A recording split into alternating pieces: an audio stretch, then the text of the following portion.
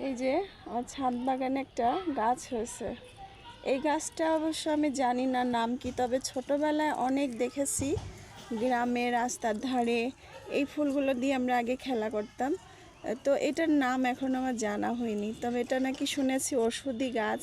পুরো পাতা জুড়ে কিন্তু এটা গায়ে একটু কাটা কাটা।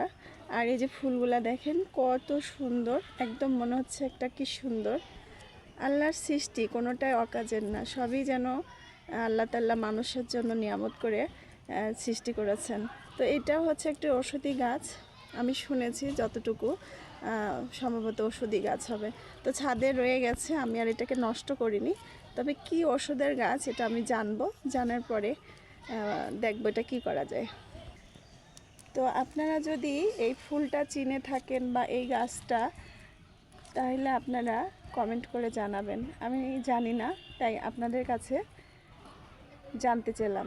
ওটা তো কাটা পড়বে না। তো এই ফুলটা বা গাছটা যদি আপনাদের জানা থাকে তো অবশ্যই কমেন্ট করে জানাবেন।